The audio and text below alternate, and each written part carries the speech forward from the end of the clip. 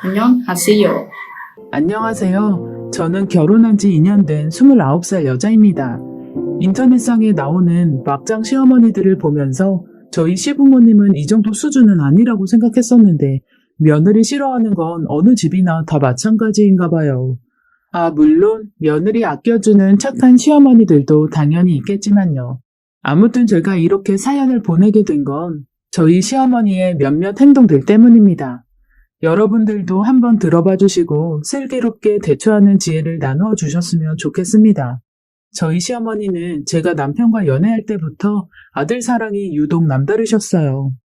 외동아들이라서 그런지 엄청 금이야 오기야 키우셨다고 저한테 수백 번은 말씀하셨거든요. 남편도 꽤 효자인지라 결혼 전부터 시어머니를 잘 챙기더라고요.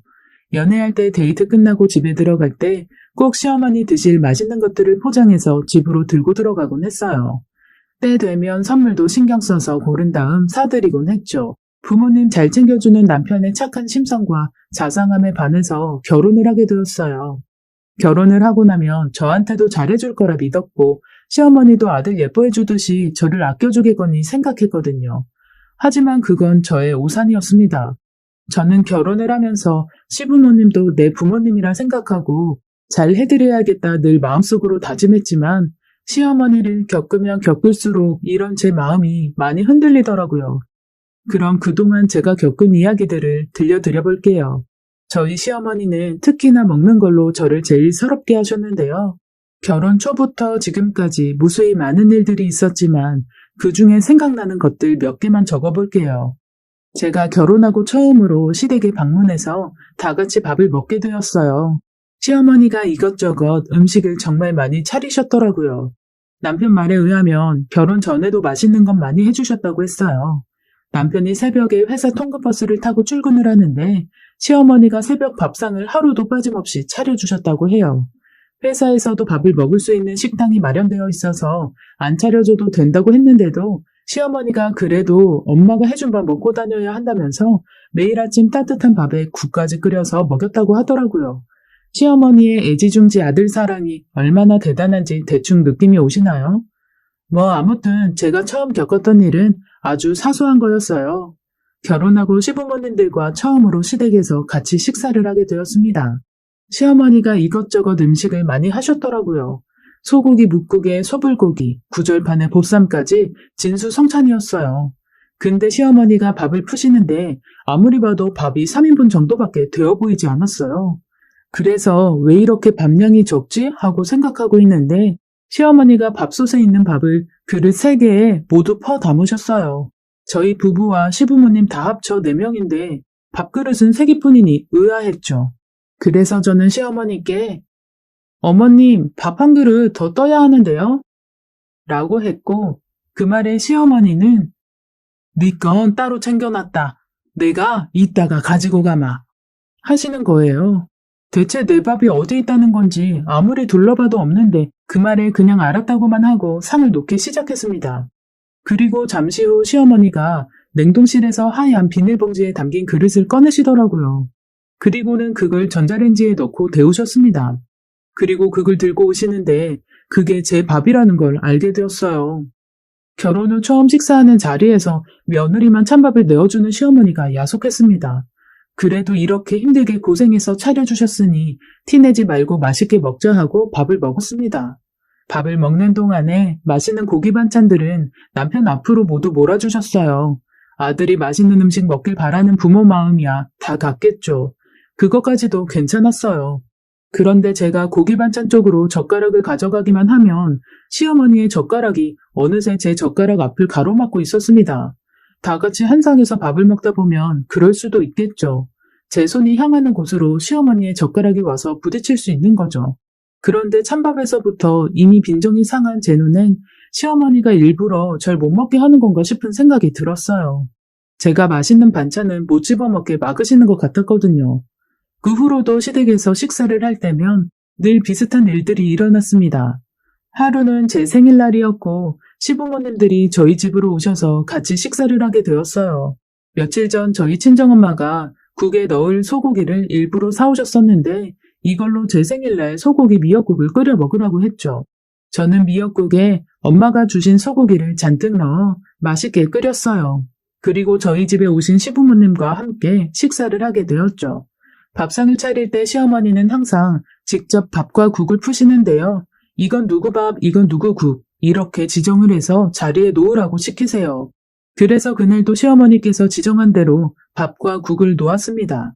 그날은 제가 밥을 돌려서 아주 넉넉하게 밥을 지어서 그런지 저도 따뜻한 밥을 먹을 수 있었어요. 시부모님들은 미역국이 아주 맛있게 끓여졌다며 칭찬해 주셨죠. 저도 맛있다는 말씀에 기분 좋게 미역국을 떠먹으려고 제 미역국을 보게 되었어요. 그런데 제 미역국엔 아무리 봐도 고기가 하나도 보이질 않았어요. 저는 시아버지와 남편 그리고 시어머니의 미역국을 차례대로 바라봤죠. 그런데 그곳엔 소고기가 아주 많이 들어있었습니다. 아무리 미역 사이를 뒤적여봐도 제 미역국엔 소고기가 하나도 없었어요. 게다가 제 미역국엔 아주 거대하고 두꺼운 미역 줄기들 위주로만 들어있더라고요. 순간 이게 뭐지 싶었습니다. 좋은 날 감정 상하고 싶지가 않아서 시어머니가 국을 뜨다 보니 고기가 하나도 안 떠졌나 보다 하고 넘어갔습니다. 이런 건 정말 사소한 일이니까요. 그냥 그럴 수도 있지 하고 넘어갔어요. 그러다 시아버지 생신날이 되었고 외식을 하기로 하고 물갈비를 먹으러 식당에 가게 되었어요. 저희 시아버지가 물갈비를 무척 좋아하시는데 저희 동네에 새로 생긴 물갈비집이 아주 맛있다고 지역 카페에 소문이 났더라고요. 그래서 제가 그 집으로 시부모님을 모시고 가게 되었습니다. 물갈비 4인분을 시키고 가족들과 수다를 떨며 음식이 나오기를 기다리고 있었어요. 그런데 시어머니가 자리에서 일어나 카운터 쪽으로 가시더라고요. 잠시 후 시어머니는 다시 자리로 돌아오셨고 저는 시어머니께 왜 그러시냐고 물었어요. 시어머니는 아무것도 아니라고 하시고는 자리에 앉으셨어요. 그리고 잠시 후 물갈비가 나왔습니다. 냄비에 수북이 쌓여있는 물갈비가 정말 먹음직스러웠죠. 저희 가족들은 모두 물갈비가 끓기를 기다리고 있었고 이제 어느 정도 익어서 시아버지가 한 젓가락 고기를 들어 올리시는데 시어머니가 갑자기 제게 화장실에 같이 가자고 하시는 겁니다. 어머님, 전 지금 화장실 안 가도 되는데요. 어머님 혼자 다녀오세요. 아이고 허리야, 내가 허리가 아파서 그래. 나 좀 부축해줄래? 혼자 갔다 오다가 넘어질까봐 무섭구나. 분명 카운터에 다녀올 때만 해도 멀쩡하던 시어머니가 허리가 아프다고 못 걷겠다고 하시는 바람에 다 익은 물갈비를 앞에 두고 시어머니를 화장실에 모셔다 드렸어요. 예, 어디 가지 말고 나 나올 때까지 앞에서 기다려라. 하시고는 한참을 화장실 안에 계셨습니다. 저는 시어머니가 기다리라고 하시니 화장실 앞에서 계속 기다리고 있었어요. 시어머니는 제가 혹시라도 자리로 돌아갈까봐 화장실 안에 있는 동안 중간중간 제가 앞에서 기다리고 있는지 확인하셨어요. 시어머니는 15분 정도 지나서 나오셨고 시어머니를 모시고 자리로 돌아가려고 하는데 시어머니는 잠깐만 기다려봐라.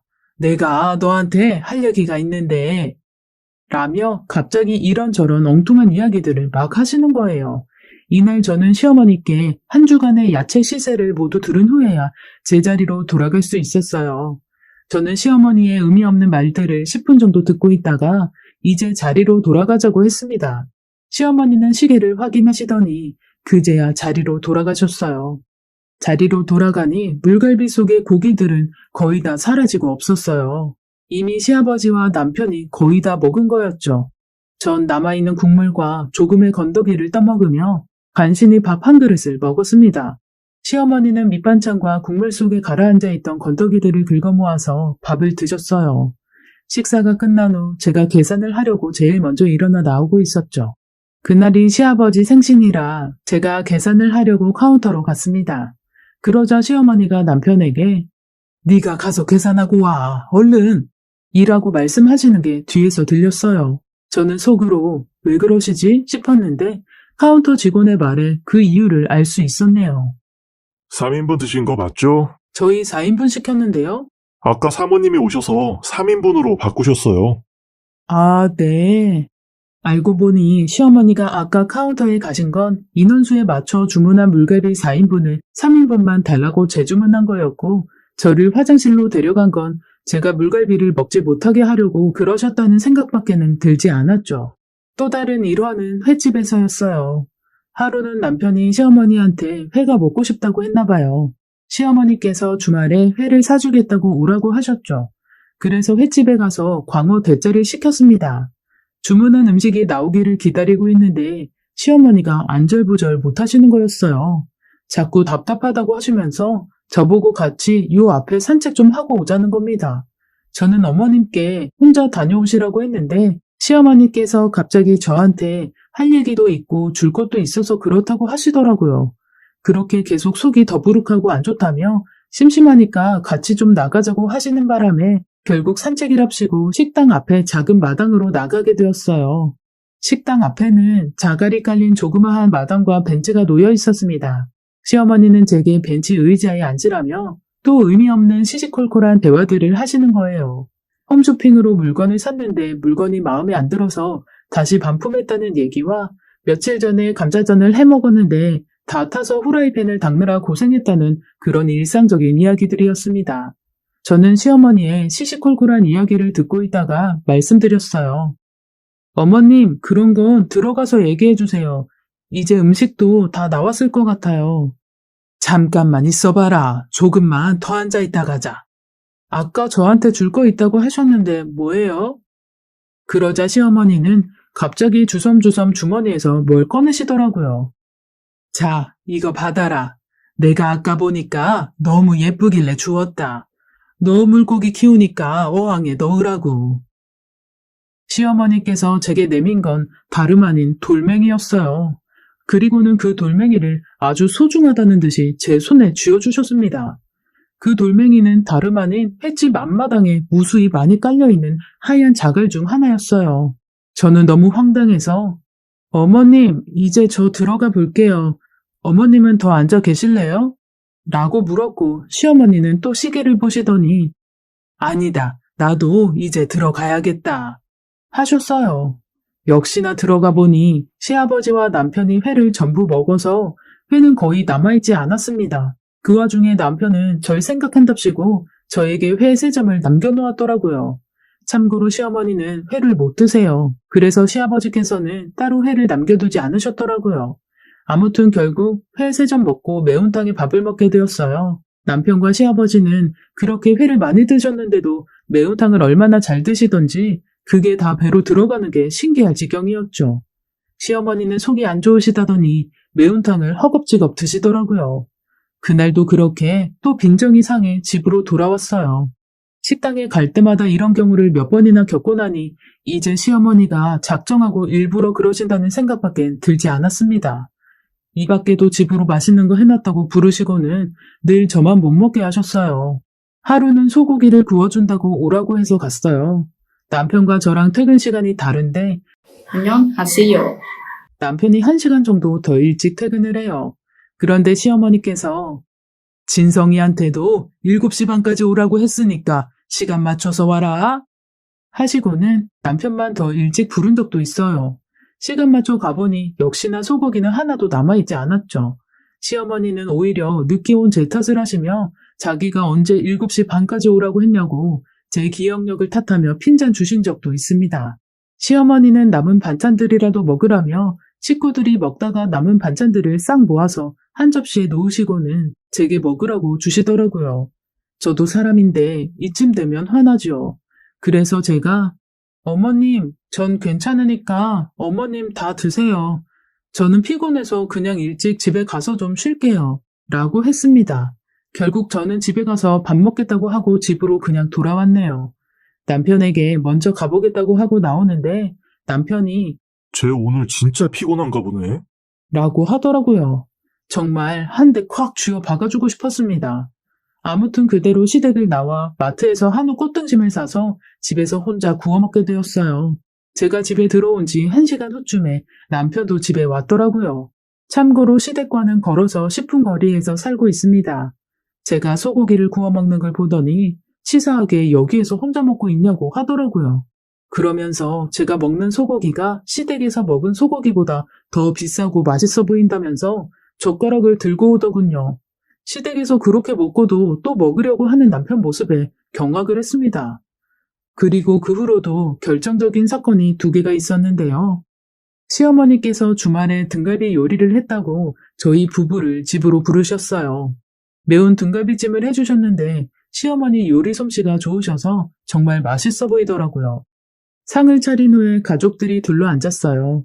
그리고 이제 먹어야지 하는데 시어머니께서 이것저것 잔심부름을 시키시는 겁니다. 물 떠와라, 김장김치 꺼내와라 하는 통에 주방에서 상 쪽으로 왔다 갔다 했어요. 그러는 중 저를 뺀 나머지 식구들은 전부 등갈비를 무서운 속도로 먹고 있었습니다. 저도 오기가 생겨서 후다닥 자리를 잡고는 비닐장갑을 손에 끼고 등갈비를 우걱우걱 먹었어요. 진짜 시댁에서 처음으로 식탐 부리며 먹는 속도에 더 박차를 가하고 있었죠. 그런데 그 순간 짝 소리가 찰지게 났습니다. 그건 바로 시어머니가 등갈비를 들고 있던 제 손을 때리신 소리였어요. 등갈비 먹다 말고 놀라서 시어머니를 쳐다보니 시어머니는 저에게 얘가 왜 이렇게 빨리 먹어? 좀 천천히 좀 먹어라. 그러다 체하겠다. 하시는 게 아니겠어요?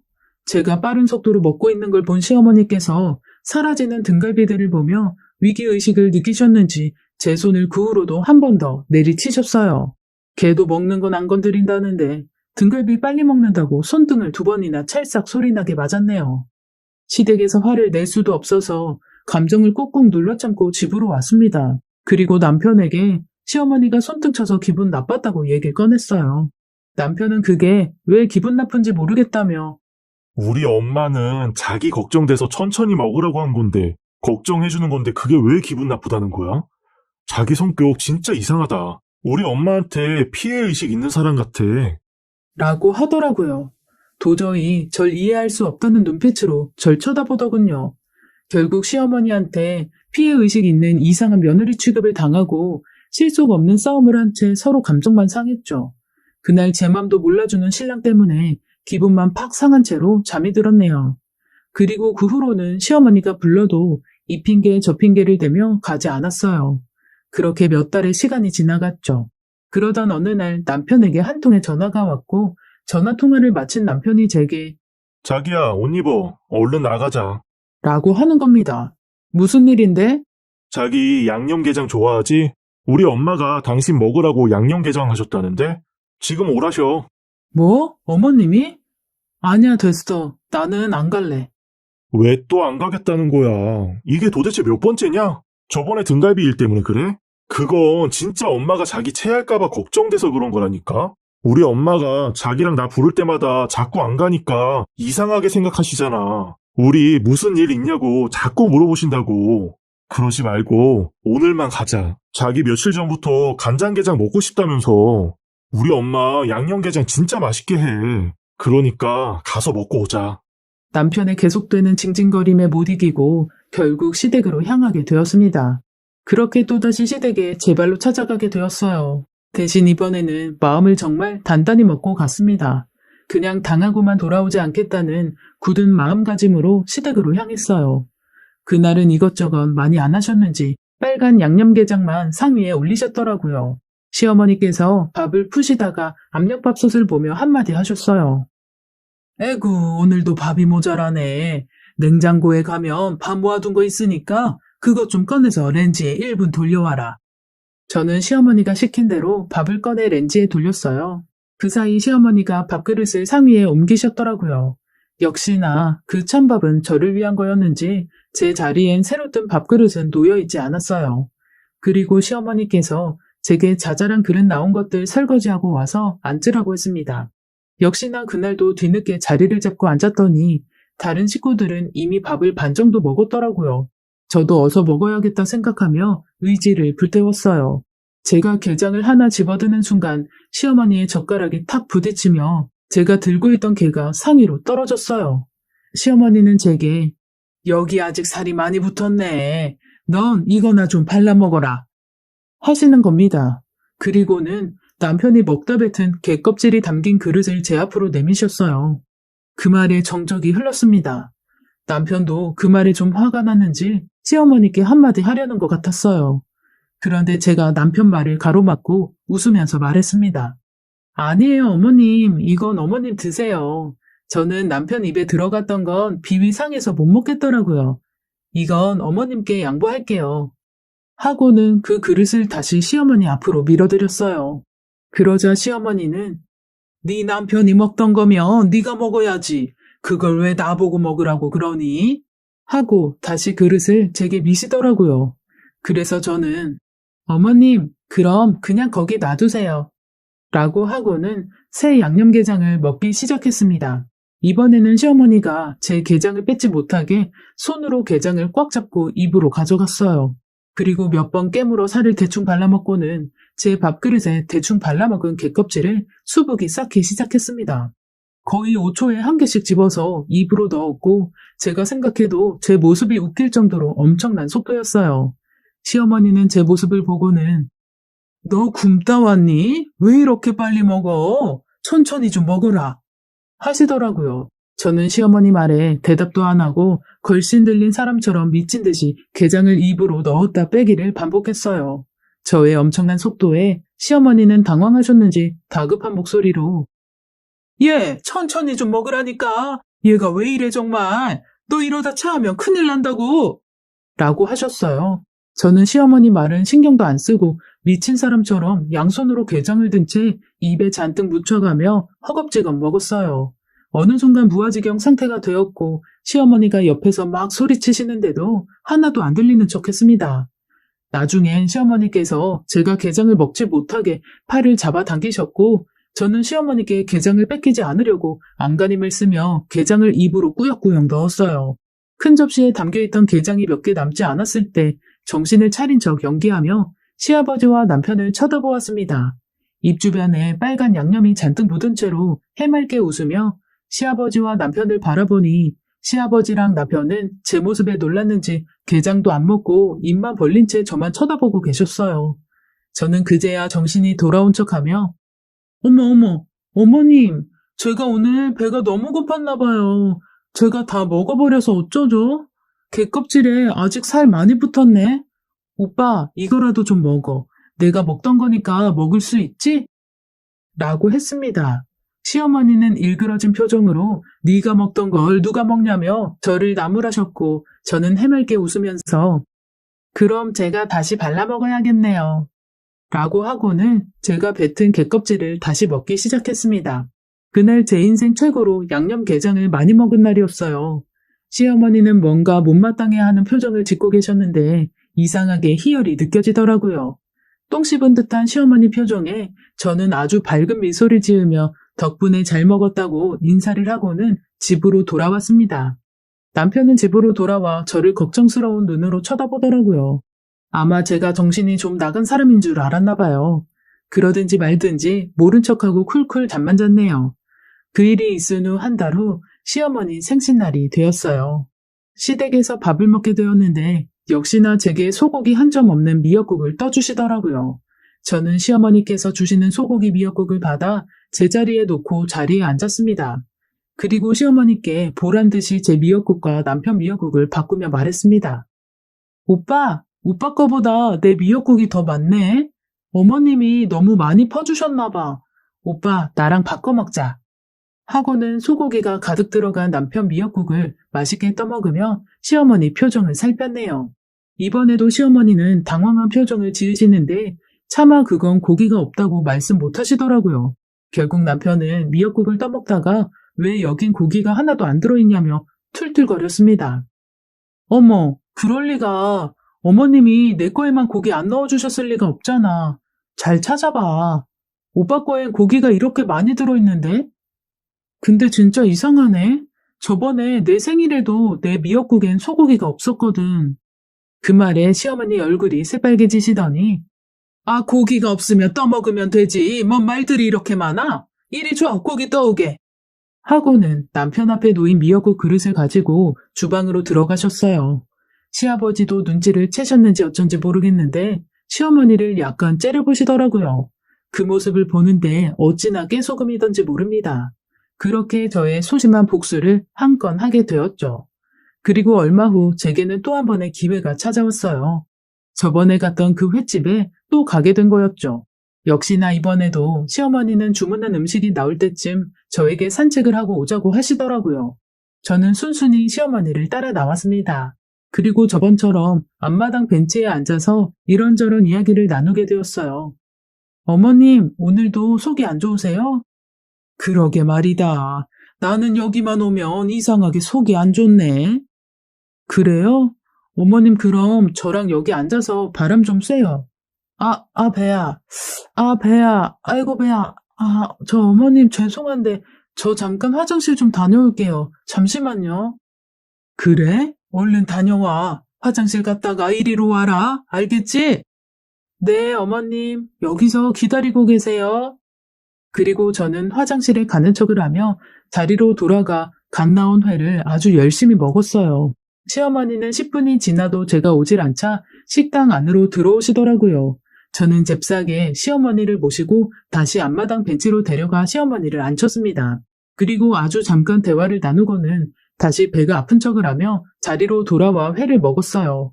그렇게 3번 정도 하고 나니 배가 부르더라고요. 시어머니는 30분간 밖에서 앉아 계시다가 화장실에 다녀오는 척하는 저를 보며 이제 자리로 돌아가자고 하셨습니다. 이미 저희 테이블엔 회는 한 점도 남아있지 않았고 시아버지와 남편은 매운탕이 나오길 기다리고 있었어요.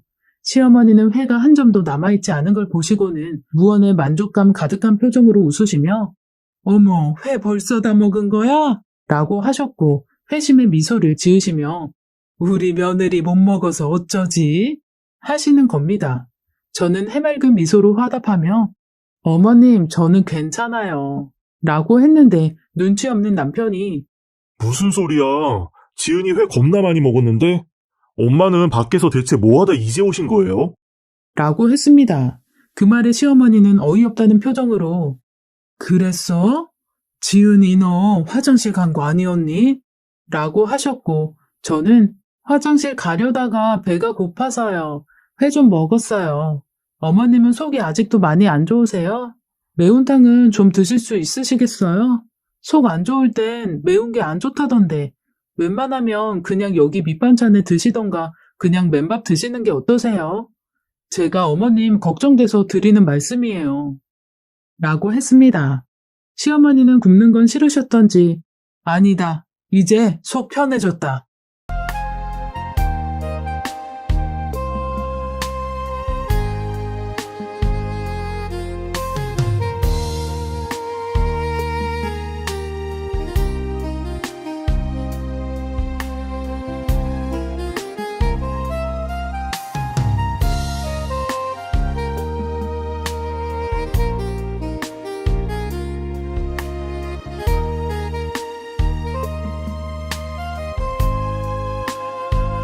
하시고는 똥 씹은 표정으로 매운탕을 먹는 둥 마는 둥 떠드시더라고요.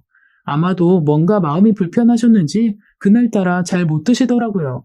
아무튼 그 후로도 여러 일들이 있었는데요. 간략히 요약하면 찬밥 주실 때면 남편과 밥 바꾸고 국도 바꿔 먹으니 그 후로는 장난질 안 치시더라고요. 그리고 음식점에서도 밖으로 불러내시거나 화장실로 데려가시기만 하면 제가 장꾀 부려서 혼자서 음식을 먹고 오니 그 다음부터는 안 그러셨어요. 게다가 남편도 눈치가 좀 생겼는지 이제는 시어머니가 절 못 먹게 회방을 놓으려 하면 옆에 와서 절 데리고 가거나 먹을 것들을 제 앞으로 챙겨주곤 했어요. 그렇게 하지 않으면 제가 평소보다 훨씬 더 많이 미친 사람처럼 먹으니까 미리미리 사전에 예방하려고 노력하더라고요. 그리고 이제는 제가 웬만하면 집에서 음식 해먹지 말고 뷔페 가자고 합니다. 뷔페 가면 적어도 제가 먹는 거 아까워하시지 않으시거든요. 오히려 며느리가 본전 안 뽑고 적게 먹고 올까봐 전전긍긍 하시면서 이것 좀 먹어봐라 저것 좀 먹어봐라 말씀하세요. 안녕하세요.